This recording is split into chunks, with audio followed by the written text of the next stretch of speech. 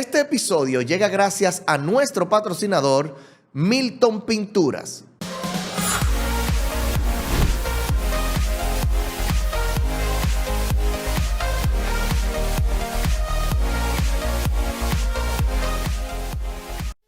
Bienvenidos a un episodio más de su podcast, El Camaleón Podcast.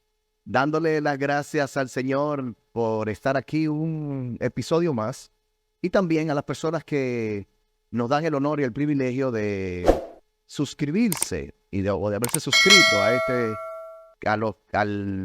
a las diferentes plataformas de El Camaleón Podcast, tanto por YouTube, Apple Podcasts, Amazon Music, Spotify, y también a nuestros patrocinadores Milton Pinturas, Manauri Car Expert y también a Salvador Siga.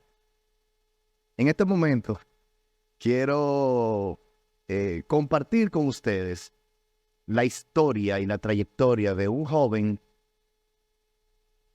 destacado a nivel internacional, reconocido recientemente como joven destacado en el extranjero, creador y productor del método ético formativo La Barbería según Joan La Máquina. Quiero presentarle y con ustedes a Joan Liriano. Nadie lo conoce así, pero si le decimos Joan La Máquina, así sí. Bienvenido, Joan, a tu podcast, El Camaleón Podcast. Saludos. Para mí es un placer, un privilegio estar aquí. Y qué bueno que dices eso. En Roma no me conoce a nadie como Joan Liriano. ¿Sí? Pregunta a Joan Liriano, ¿quién es? O sea, Joan La Máquina. Ah, sí, yo lo conozco. Joan La Máquina. Así es. Qué bueno, qué bueno. Bienvenido a este espacio. Realmente para mí es un honor. Vienes... tú eres hermano de Yocasta. Sí, hermano de Yocasta. Sí. Yocasta Díaz. Qué bueno. Mira, cuéntame de ti. Joan La Máquina. Sí. No entiendo mucho. ¿Quién es Joan La Máquina? Bueno, fíjate, ese es un apodo que nace en Italia. Hay cosas que tú no le estás buscando.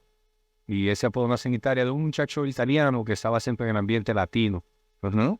Y él dominaba bien la lengua española. Cuando llegó a Italia, se usaba mucho la cresta de gallo. Pero lo que usaba... Cristiano Ronaldo, ese tipo de gente, ¿no? Esos futbolistas que tienen en la palestra pública, uh-huh, ¿no? Que son muy David Beckham, por ejemplo. Pero yo llego en el 2011, el 6 de agosto, y con deseo de volver a mi país porque no me gustaba para nada Italia. Y mi madre me lleva a casa de esos amigos que son dominicanos, y ese joven italiano que creció con esos dominicanos sabía bien el idioma. Y mi mamá le dice, él es peluquero y eso, y él me dice, pues tú me puedes hacer un corte. uh-huh. Pues para no alargar mucho el cuento, cuando termino, él me dice, tú eres un androide. Me dice, tú eres una máquina. Después me dice, no, tú eres una máquina. Pero yo, sin ningún tipo de emoción, le dije, gracias, bien. Solo que tuve que resignarme a quedarme en Italia. Uh-huh. Y ya, pues, yo tenía que empezar a trabajar. No, pero espera. Llévame rápido. Tú me llevas rápido, espérate. Porque me dijiste que emigraste en el 2011. En el 2011, el 6 Pero de agosto. tú eres, ¿cómo se desarrolla? ¿De dónde viene Joan La Máquina? O sea, Joan Liriano, el niño, ¿qué te gustaba hacer? ¿Cómo te visualizabas? Ah, sí. ¿De dónde vienes? Bueno, yo nací en el Parque Hostos. Ok, en el Parque Hostos. En el Pajín, en el Parque Hostos. Ok. Luego nos mudamos aquí a Domingo Sabio en el 95. Ok. Y ya de ahí, pues, en el barrio de Camboya, ahí crecí. Ahí jugué baloncesto también. En el DOSA también jugué baloncesto. Pero la inquietud que siempre tuve era por lo que me gustaba. Pero por ahí es Tenchi Rodríguez, mi amigo y mi hermano. Mi gran amigo Tenchi. Aprovecho el espacio para saludarlo. Tremendo consejero, ¿eh? Tenchi. Sí. Tenchi es un gran conocedor del deporte. No, y tremendo consejero, me aconseja mucho. Yanira Olinda estudió conmigo en el colegio, su hermana. No, a Tenchi lo conozco, pero de reciente, porque Tenchi no vivía en el barrio cuando yo era ya un poquito más adolescente. Estás en Camboya, jugando basquetbol. Sí, ahí crecí. Sí. Ahí nace la pasión por la barbería también. O sea, todos los chamaquitos de ahí estando contigo, ¿Cómo empieza? Porque realmente, normalmente queremos ser deportistas, o ser futbolistas, ser basquetbolistas, ser pelotero, pero tú te desarrollas cómo te inclinas en este ambiente, cómo te inclinas por la barbería. O sea, Sí, yo creo que Cayo ya tiene mucho que ver con eso. cayó ya el maestro. El artesano, porque en artes manuales a mí me gustaba mucho eso de las artes plásticas. Un pilar en el carnaval vegano. Sí, sí. Cayoya, saludo para Cayoya. Y siempre me gustó eso, siempre encontré mucha paz en eso de las cosas manuales. Y con él me daba la libertad de yo hacer cosas. De crear cosas. Sí, en molde, de careta, ese tipo de cosas. Oye, el nexo. O sea, ahora vamos a pasar para lo de la barbería. La música también, me gusta todavía. Yo creo que no me muero sin aprender a tocar la trompeta, que me encanta. Pero en el asunto de la situación de Cayoya, ahí yo descubrí que eso del arte me gustaba mucho. A mí siempre me dijeron, no, que tú tienes que estudiar, que tú tienes que seguir el patrón, ¿no? El estereotipo de las profesiones, ¿no? Tienes que ser doctor, tienes que ser agrónomo, tienes que ser ingeniero, tienes que estudiar... O sea, a mí eso nunca me llamó la atención. Sí fui a la universidad por complacer a mi mamá, pero bueno, ya eso es otro punto que tocaremos más tarde. Ahí empiezo a ver que me gusta eso del arte con las manos y eso. Yo jugaba baloncesto y en el 2007 ya tuve que dejarlo porque tenía problemas en la rodilla. Ya yo sabía que no... Ahí descubro entonces lo que es la barbería, peinando a mi hermanito pequeño. O sea, me gustaba eso. Hasta que un día le hicieron un corte como un poquito mal hecho. Y yo tenía como la visión, no la técnica, la visión de dónde yo podía esculpir el corte. Porque el corte tú lo ves y es como un mármol. Yo veo dentro, mi visión entra y yo veo los puntos donde tengo que cortar o no. Así yo veo el corte de cabello. O sea, tú nunca estudiaste estilista, ser estilista ni barbero. Aquí no. O sea, tú visualizaste y por tu forma, una parte innata, podría decir, tú empiezas entonces a incursionar en el arte del estilismo, ser estilista. Pero sin yo tener ningún tipo de conocimiento. O sea, como todo joven aquí, o sea, aquí uno empieza en el patio, el amigo que le da la confianza. Y yo tuve suerte por eso, porque tenía un hermano que fue mi modelo siempre. O sea, entonces ya ahí no le arreglé el corte, pero le di una forma quizás más armónica, armoniosa, de peinarse, del peinado y eso. ¿Qué pasa? Que mi papá ve a mi hermano y dice, ¿quién te arregló el corte? Joan. Y Joan se puso a inventar conmigo ahí. Entonces ahí me llevan donde mi primer maestro de la barbería, Chicho, ahí en Camboya, tremendo barbero. Y él me da los primeros pininos, él me da los primeros pasos. De ahí, pues, me fui enamorando más de la cosa. Yo decía, pero si él pudo, ¿por qué yo no puedo hacerlo? O sea, yo no lo veía de esa forma tampoco, porque mi mamá veía una cosa y mi papá y yo veía otra. O sea, yo lo que veía era la felicidad. Sentía esa felicidad por hacer algo que me gustaba. A tal punto que yo dejé la universidad por eso. Espera, vamos por partes. Tu mamá quería que tú estudiaras en la universidad, ¿correcto? Sí. Y tú, para complacerla, ibas a la universidad. Sí. ¿Cómo enfrentas tú? ¿Por qué te hago esta pregunta? Para las personas que están en un área, no tiene que ser en la universidad, puede ser en un área que no le gusta, que no le apasiona, pero por complacer a sus padres, lo complacen sacrificando y negociando sus sueños. ¿Dónde entra la parte de tú enfrentar a tu madre o a tus padres de no voy a hacer tal cosa y me voy a inclinar por algo que la gente lo ve tan sencillo como ser barbero? Ahí fue que digo sencillo, sin malinterpretar, para que no me saquen de contexto, sino para decir, o sea, estudia esto, que es lo que la gente siempre tiene. Pero entonces, tú te vas por un área que la gente lo ve como normalmente como insignificante. Me engranojo por eso, porque tuve mucho problema con eso. Y esa es mi batalla hasta ahora. Sabes que eso viene desde el bachillerato. Ahí yo tuve un momento de rebeldía. La lejanía de mi mamá y el tenerme, no, hay que estudiar, que esto y que aquello. Yo soy muy respetuoso con mis padres. A tal punto que me puse rebelde porque entendía que no era lo que yo quería. Eso fue un problema que eso no fue que yo no tuve el apoyo. Ellos me decían, si lo vas a hacer, primero termina los estudios, pero que yo me cansé de eso. O sea, yo no podía hacer dos cosas al mismo tiempo. Y al final como que yo le dije, mami, yo no puedo tener esto. Yo lo estoy haciendo por ti, por Yocasta y mi papá, pero yo no puedo seguir. Mi mamá no lo vio muy bien. Ella se dio cuenta de eso en Italia cuando yo llegué. Pero en ese transcurso ella me apoyó con una pequeña barbería en la casa, en la marquesina y eso. Pero no eran personas que estaban felices con eso. Pero tú sí. No, yo era feliz de la vida. Al fin y al cabo, Todavía. eres el creador y el constructor de tu propio destino. Sí. Entonces, sí. Fue problemático, ¿eh? Ahí, por ejemplo, venía, no, porque si tú no estudias, la caja de los regalos que mandaban para la ropa, eso tú no lo vas a poder abrir, tienes que sacar tanto de nota. Y yo llegó un momento que yo me puse rebelde, que ni buen estudiante fui. En el bachiller yo fui un desastre como estudiante. Desastre total. Si tú tuvieras en este momento, porque la idea de esto es, yo siempre veo oportunidad y veo un gran mensaje en esta parte de tu vida.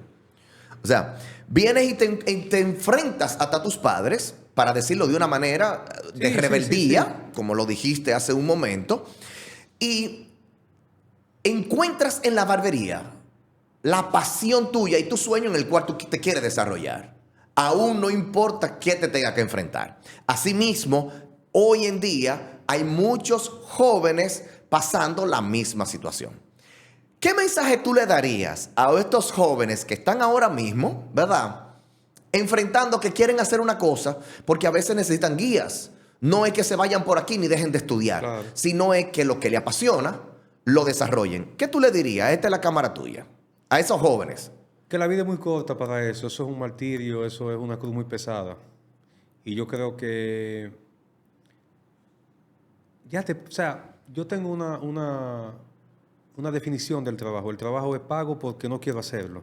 Te pago a ti para que tú lo hagas. Si tú quieres lavar un carro, yo no lo hago, yo te pago porque yo no quiero hacerlo. Que hagan lo que quieran hacer, que no piensen en el dinero. El dinero es una consecuencia de lo bien que tú hagas tu trabajo.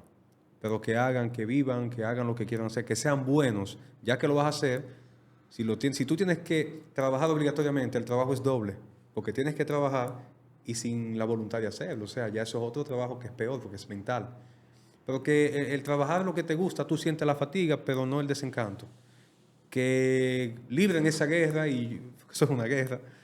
Eso es una guerra, tener personas que quizás no quieran que tú lo hagas. Pero eso, que la vida es muy corta para eso, para hacer algo que no te gusta. Tú sabes lo difícil que es eso. Yo creo que el 80% de las personas están en algo que no les gusta. Normalmente siempre busco la manera de leer y siempre dicen eso. O sea, ¿cuánto te pagaron para negociar tus sueños? Sí, eso es terrible. ¿Cuánto te están pagando para que olvides tus sueños? Y una cosa que, por ejemplo, mira qué pasa. El problema no era con la barbería en mi casa. El problema era con el modo de comportarse del barbero. Ahí es el problema. ¿Cómo así? No entendí. Bueno, tú sabes que el barbero, por ejemplo, gana dinero diario. Sí. Mucho dinero. Sí. Si hay alguien aquí que no depende del gobierno, que el problema del gobierno no le importa, es el barbero. Entonces, una persona, un empleado público, un doctor o lo que sea, por lo general, tienes que esperar una quincena o una mensualidad en términos económicos. Sí. El barbero ve dinero diario. ¿Y qué pasa con eso? No teniendo una educación financiera, el dinero, yo me lo gano hoy, pero mañana vuelvo y lo hago. Ese es el concepto del barbero. Como yo gano dinero diario, no importa que yo lo gaste hoy, porque mañana vuelvo y lo gano. Y te van a pasar 40 años de tu vida y vas a decir, wow, ¿y qué yo hice? Ejemplo, yo aprendí a manejarme el dinero de esa manera, no fue hace mucho. Fue hasta el 2014, bueno, ya sí, hasta el 2014 en Italia, cuando yo entro a una cadena de barbería formal y ahí mi dinero me lo daban al mes y yo lo veía junto. Ahí fue que yo empecé, que después que yo hice mi proyecto personal, yo no cogía, yo lo metía en una alcancía y abría a fin de mes. Sí, eso es importante. Quiero mandar el mensaje antes de pasar a eso. El asunto está en que, como entendemos que flujo de efectivo, el dinero que nos pasa por la mano, entendemos que es ganancia. Exacto. Y lamentablemente no es No es así. Tú ganancia. acabaste de dar un punto importante en cuanto a la educación financiera. Si el barbero dominicano tuviera la educación financiera, fuera el mejor Es del que no mundo. es el barbero, tú lo estás tocando desde tu punto de vista, que es que te encanta y te apasiona la barbería.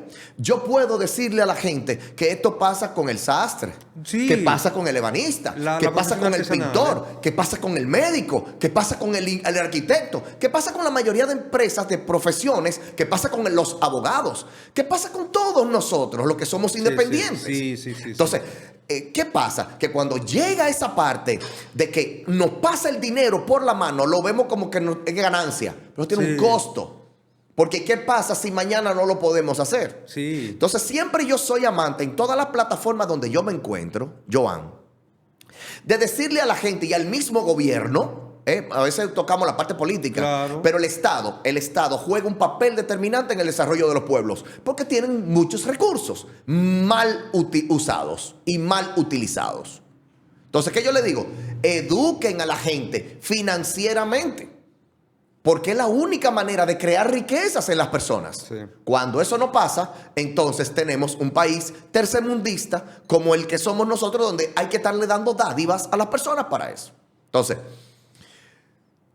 llegas, ¿cómo te vas? ¿Cuándo decides irte de República Dominicana? ¿Y qué viste? ¿Por qué Europa? O sea, háblame de esa etapa de tu vida.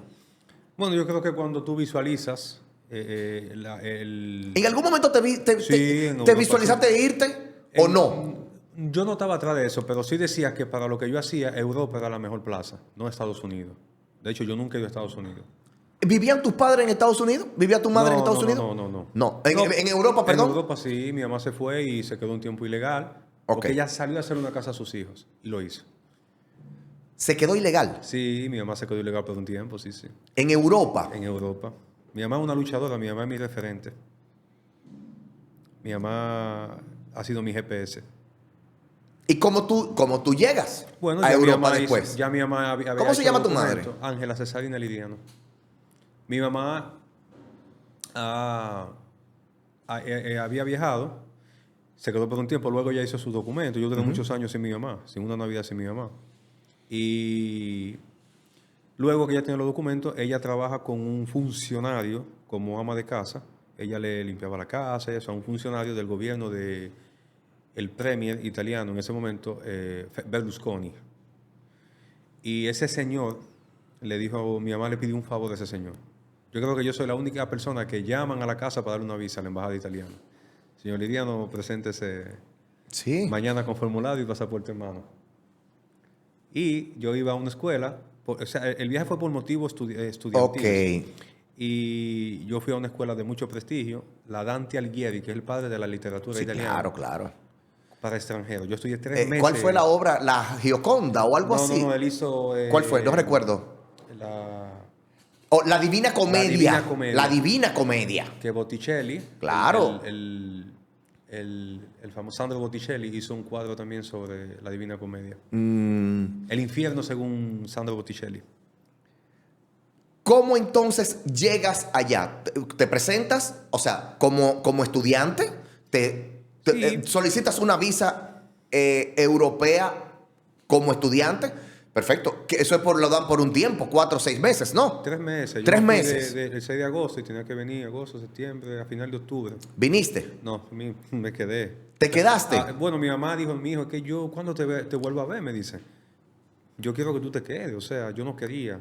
De hecho, nos compramos lo típico que uno trae de Italia para acá, el queso y eso. Porque yo hasta me dijo, mira, hermano, como tú vienes, tráeme el queso y eso, compramos todo. Y mamá me dijo, cónchale, pero es que yo no te puedo dejar ir así. ¿Cuándo yo te vuelvo a ver?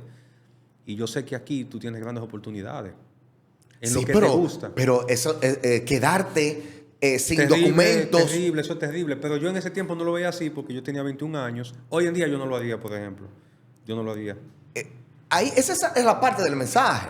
O No, sea, hoy en día yo no lo haría. mira, a mí me presentaron la oportunidad de quedarme en Estados Unidos ilegalmente. Yo, por mi formación, o sea, por la parte, nunca me ha gustado la parte ilegal. Me han propuesto muchas propuestas indecentes a nivel ilegal.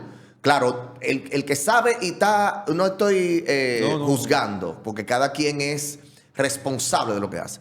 Pero en este caso, en el caso de Joel Abreu, yo dije, bueno, yo tengo una visa norteamericana ahora mismo en Estados Unidos. Yo puedo coger ahora mismo, hoy, un vuelo ahora mismo, en 2 horas, llego al aeropuerto y estoy fuera del país. Nada más tengo que comprar el vuelo. Sí. Pero verme con todo lo que conlleva eso es delicado. ¿Cómo tú dices? ¿Qué tuviste que enfrentar a nivel? Porque dijiste, eso es terrible y lo pude ver, el gesto, en la cara en aquel tiempo, lo que pudiste vivir. ¿Qué viviste? Por la gente que siempre ve a Estados Unidos como una etapa de irse a cualquier costa sin saber el costo de sus decisiones, las consecuencias. Bueno, fíjate, es que yo entiendo que es feo lo que... No quiero usar ese término, pero es que cuando tú te sientes ilegal en un país, tú estás indefenso. Cuando tú eres ilegal en un país, tú estás indefenso. Yo tuve la suerte que tuve a mi mamá luego ahí. Mi mamá a mí me hizo la vida mucho más cómoda. Pero, por ejemplo, un trabajo. ¿Cómo hacemos? ¿Tú sabes la barbería explícamele a la gente cómo lo hiciste tú sabes la barbería que a mí me rechazaron. Mira, yo creo que una de las... Y le agradezco también porque trabajé. Pero tú sabes lo que, a condición de que tú eres ilegal, yo te pongo en un sillón a trabajar. ¿Tú sabes lo que tú pagas 5 euros por un corte de cabello? 5 euros cuando la media son 15, 18 en aquel entonces, en el 2011. Y tú de 5 euros, si tú quieres trabajar, tú de esos 5 me das 2,50 euros a mí. O sea, de esos 15. De esos 5. A nivel, el que estaba bien y tenía su documento, pues podía trabajar, el italiano a nivel nacional, ¿no? Podía trabajar y el promedio de corte eran 15, 18 y así. Yo tenía que, o sea, 5. Era, pues ya tú sabes, era con una tipa de Etiopía que me dio en ese momento y le agradezco trabajo ilegalmente. O sea, ahí llegaba un policía y a mí me jodían. Entonces, ella me dijo, bueno, pues como tú no tienes documento, te voy a poner de 5 euros que tú ganas, tú me vas a dar la mitad. O sea, 2,50 tienes que darle. Pues sí. O sea, aparte de que costaba 15 dólares, 15 euros el corte, ella te decía, de 5, te lo voy a pagar 5 cada corte que tú hagas. Exacto. Pero de eso, tienes que darme el 50% que son 2,5 euros. Sí, sí. Y yo no sabía ni el idioma. Yo le decía, sí, tengo que sí. Mi mamá me dijo, bueno, pues mira, vamos a hacer algo. Para que tú empieces a coger el estilo aquí, la cosa, eso te va a servir. No te frenes por eso, me dijo. Mi mamá ha sido una visionaria en cuanto a eso. ¿Qué creó eso en ti? No, eso crea impotencia, querer estudiar, prepararme, no ser un extranjero más. Yo vi eso y dije, no, es que yo no puedo ser un extranjero más en este país. Yo tengo que ganarme el respeto de esta gente. Dije. ¿Sentiste algún tipo de frustración? Frustración no.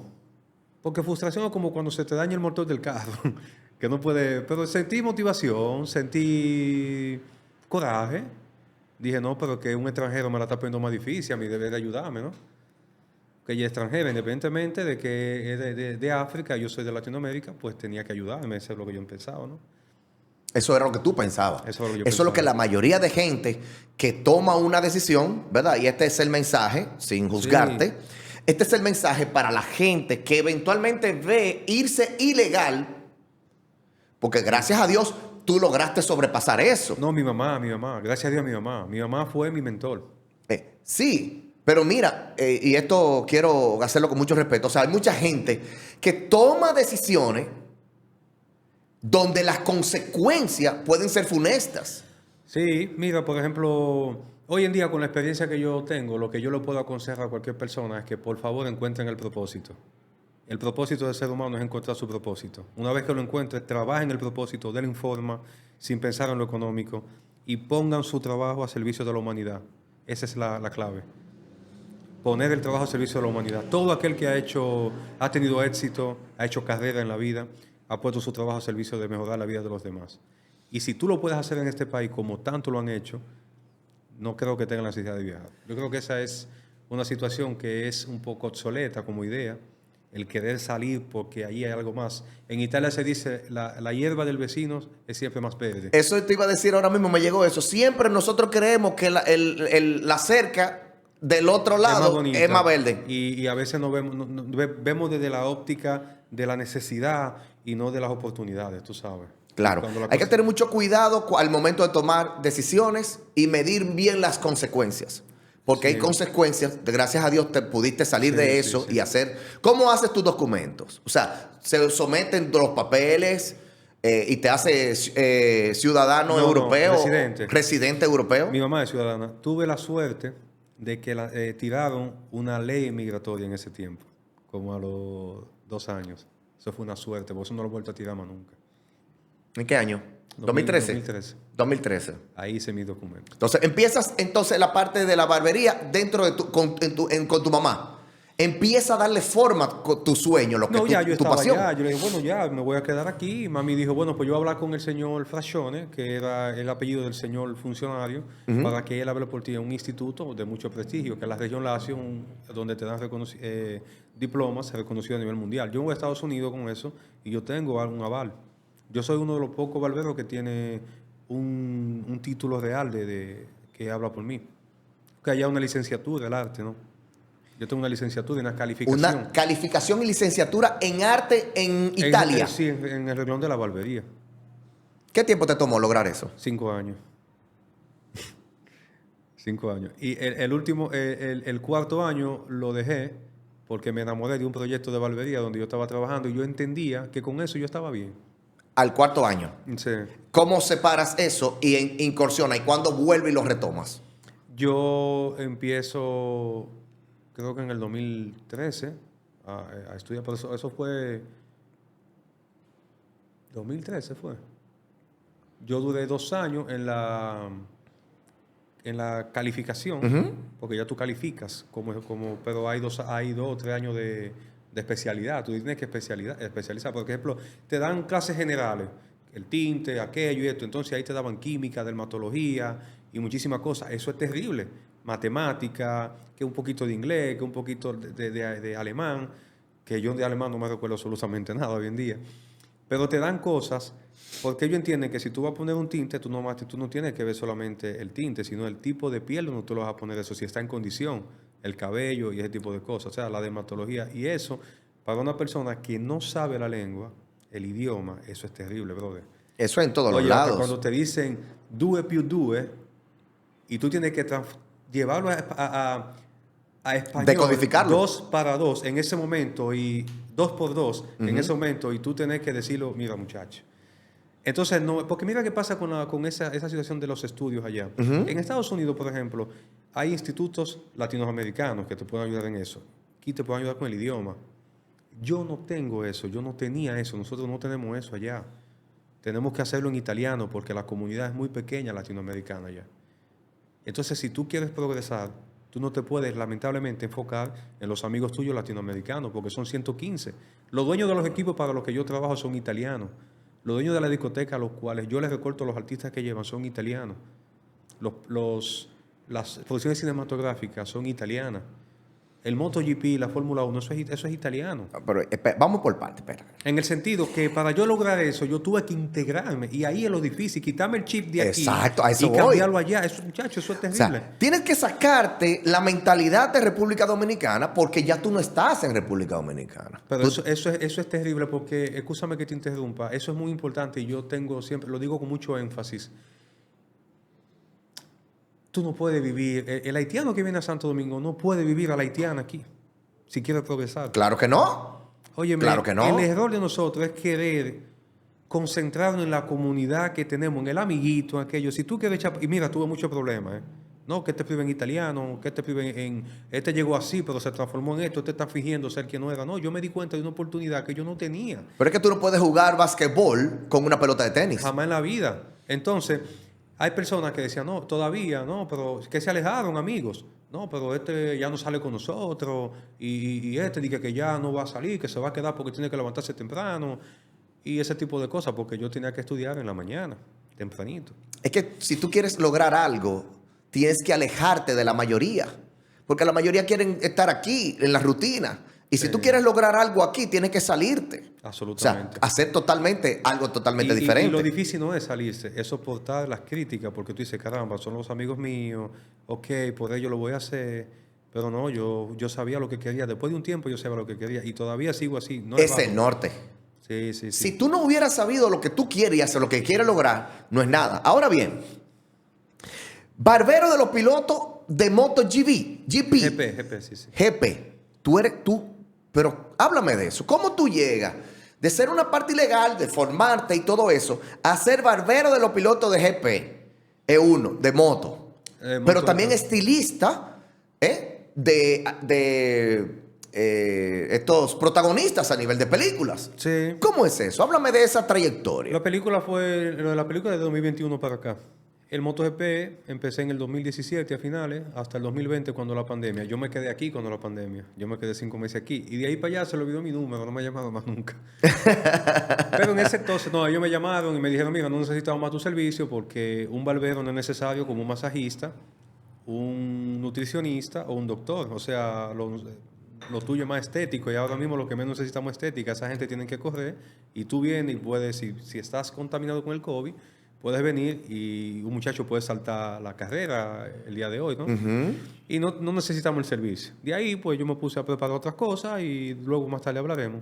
Eso nace porque yo conocía un piloto de la academia de Valentino Rossi, ya se llama Dennis Foyer, y por ahí empiezo a trabajar con él. Él es de Roma. Él me dice, pero caramba, yo le presento un proyecto a él. Yo le dije, mira, yo tengo un proyecto que yo no lo veo en el MotoGP. Todos ustedes siempre tienen esos cabellos desordenados. La única palestra pública del deporte que no tiene esa cuestión de la moda del corte es el MotoGP. El futbolista tú lo ves siempre clean. Sí. El beisbolista, el NBA, pero la MotoGP, yo entendía que le faltaba eso. Claro, es que es lo que yo también podía interpretar, porque como tiene el casco puesto, Exactamente. o sea, donde la mayoría de gente lo sigue es porque tiene el casco puesto. ¿Cómo tú logras revolucionar Bueno, esa parte? yo le presento un proyecto a él, le digo, mira, yo no pensé en dinero en ese momento. Yo nunca he pensado en dinero, Joel. Nunca, ¿Oh, sí? Nunca. A mí me ha ido bien. Pero me ha ido bien porque, más por la satisfacción personal de hacer las cosas, y porque me ha ido bien también a nivel económico, pero yo nunca he pensado eso. Quizás por eso me ha ido bien. ¿Cómo? Ese es la barbería al estilo Joan la Máquina. No. ¿No? No. Ok, entonces vamos a dejarlo Exacto. ahora. Entonces, ¿cómo tú presentas el proyecto de lo que tú quieres lograr en el MotoGP. En el MotoGP. Yo soy fanático de Valentino del 2000, cuando yo era niño. Yo tenía una barberita que mi mamá me hizo, luego todos esos problemas, se llamaba The Doctor. Oye bien, Dile a la gente quién es Valentino. Valentino es el Michael Jordan de las dos ruedas.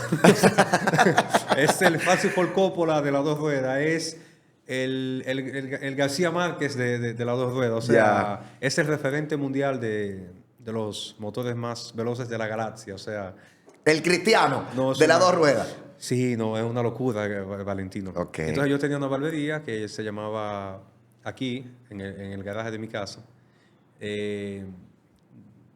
Joan estilo de Doctor, Barbershop de Doctor por Valentino, que se llamaba de Doctor. Y siempre fui fanático de él.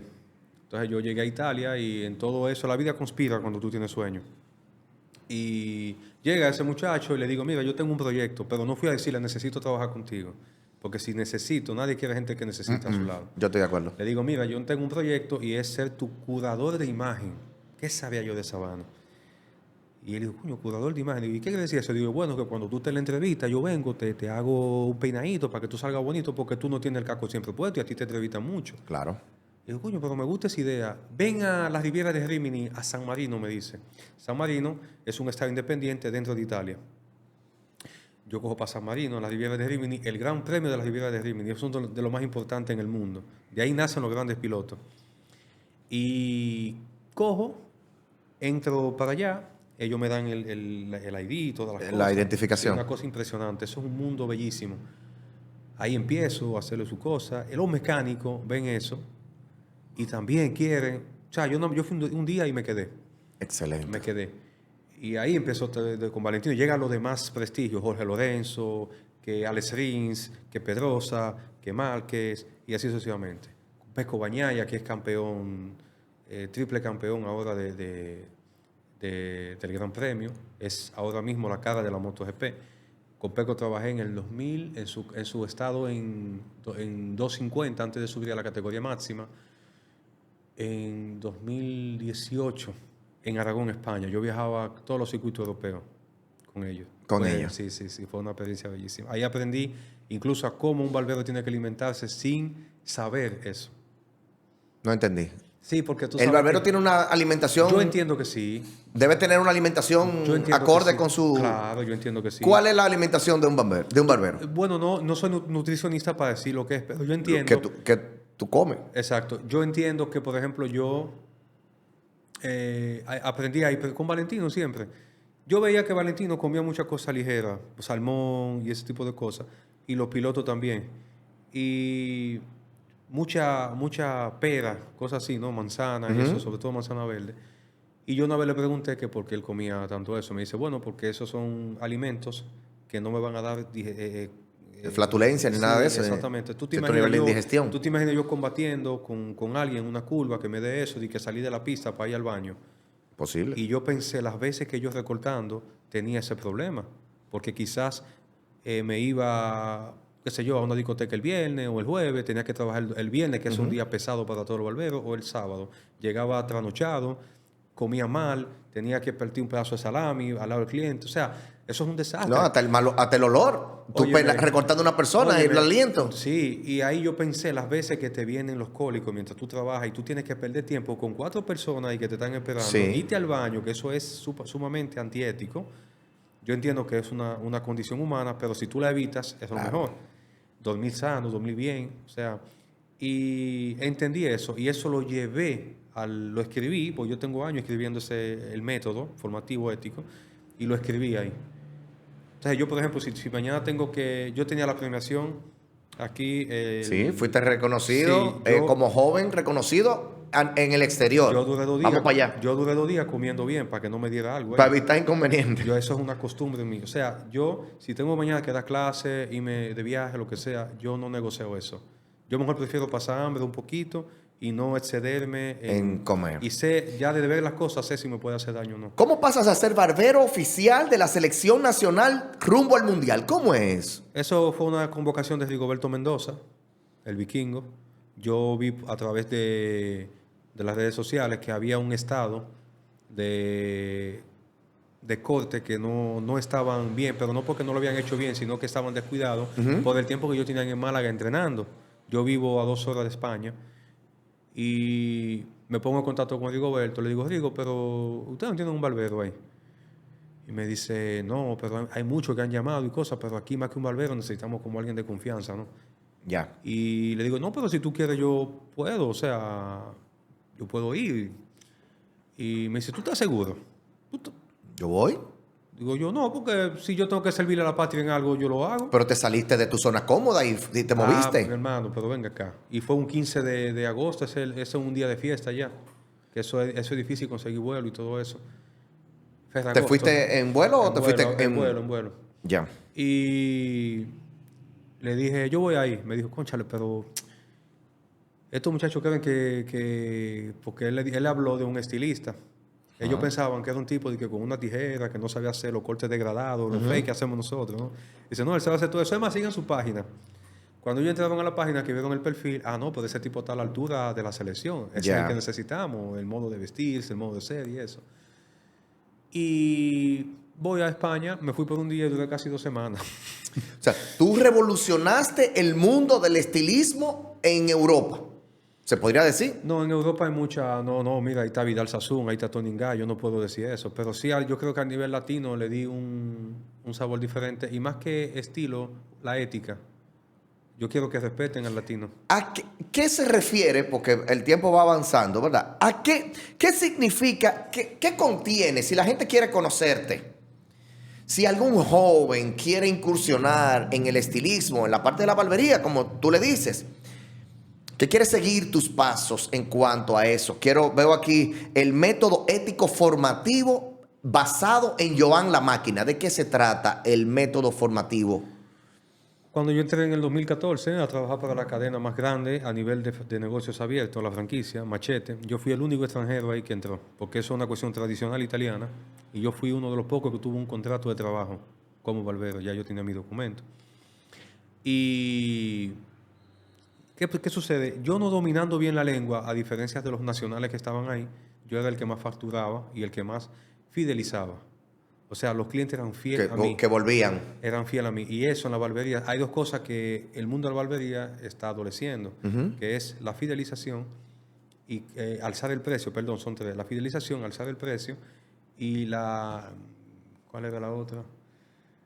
Y el facturado. O sea, el barbero siempre tiene el deseo de trabajar menos y ganar más. Y para eso se necesita un propósito, Claro. se necesita una presentación. Y ahí nace el método. Y un desarrollo. Claro. Entonces, el método nace porque ellos entendían que, como si tú no eres italiano, eres el que más factura, eres el que más vende productos y eres el que más fideliza. ¿Cómo es eso?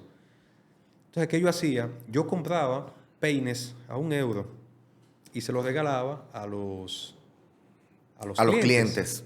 Era un peine que se ponía en la cartera, que tú, si estabas medio despeinado, tuve una entrevista o iba para el trabajo, cónchale, mira, mi barbero me dio esto.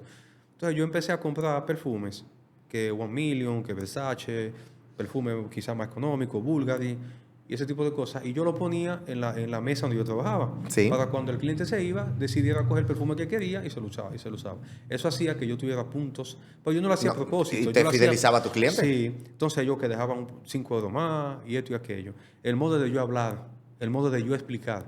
Yo soy una persona que me gusta explicar el menú de lo que yo hago. El barbero no escucha. El barbero no, por lo general no escucha. El barbero te dice, sí, no te preocupes, yo lo sé hacer, tú estás en mi mano. Y cuando viene a ver, te hace o sea, darle sentido a los dos oídos y hablar un poquito menos, porque tengo que escuchar más que hablar, me daba la oportunidad de escuchar, interpretar lo que él quería saber qué y era lo que él trabajar quería. mucho más fácil. Era mucho más fácil.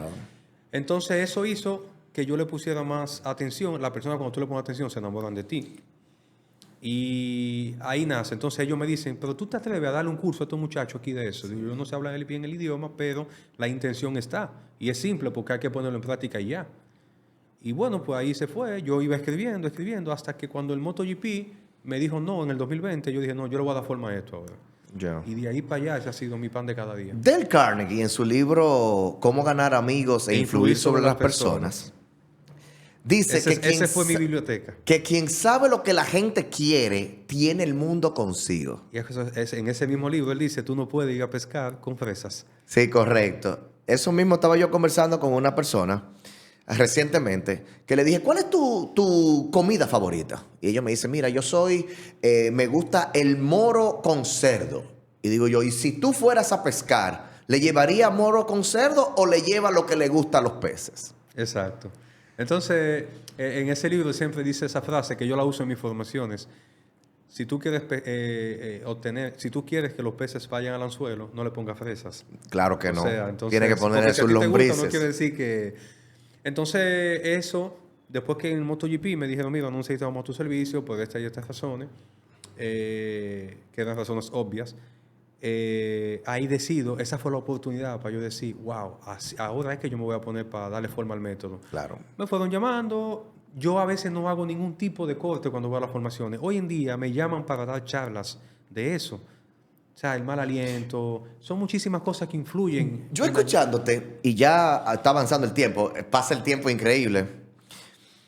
Yo escuchándote, ese método es usable en todo. cualquier área de la vida. Yo estoy escribiendo un libro.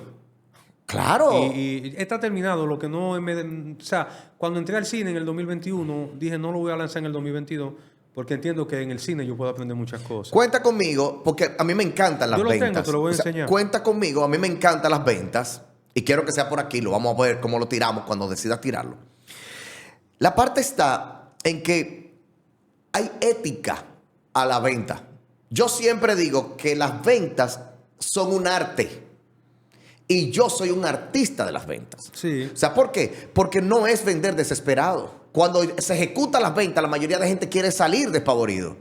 Sí. Ahí es cuando empieza una relación, porque la gente quiere mantener confianza.